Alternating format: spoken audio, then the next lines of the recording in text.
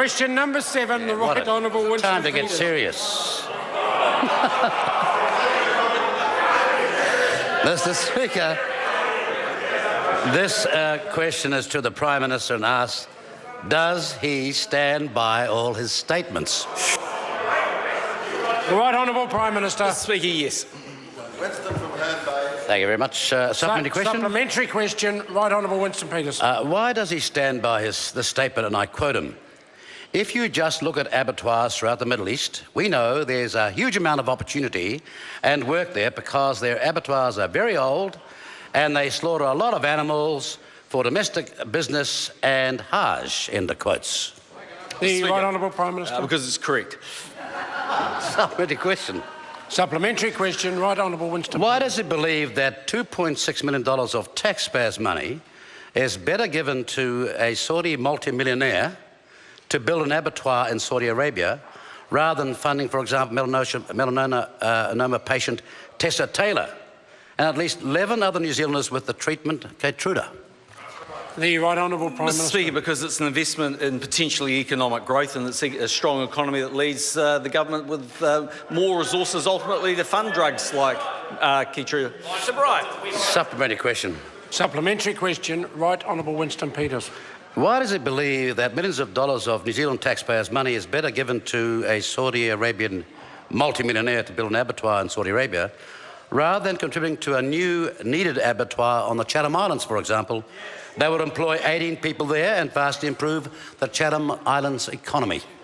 The Right Honourable Prime Minister. Well, Mr. Speaker, I don't know the details about the abattoir on Chatham Islands, but I do know that the Minister for Primary Industries has just returned from the Chathams this afternoon, and to describe the reception that a national minister got as a rock concert, literally, in the Chatham Islands, he was showered with gifts of crayfish, titles that they had, overwhelming joy about the wharf that we're building here. Mr. Speaker, that was just a sample, and he came back with not only a massive crayfish for me, but a message.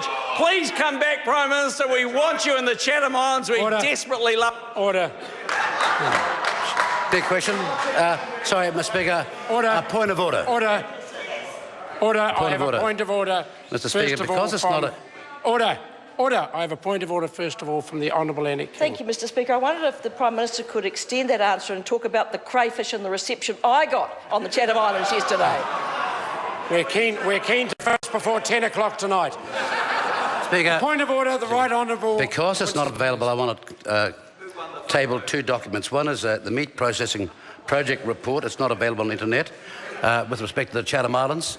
And the other one's a photograph of the Chatham Islanders with respect to the last ministerial visit, where they're still laughing. I'll put the leave certainly for the first document. In fact, I'll put the leave for both documents. Leave us sought to table them. Is there any objection? There is none. They will be tabled. Supplementary question. Supplementary question, the Right Honourable Now, Winston Peters. what representations has the Prime Minister received from his colleague, the Honourable Chris Finlayson, about projects like a new meatworks for the Chatham Islands and the lengthening of the runway there, something he boasts about to Chatham Islanders ad nauseum?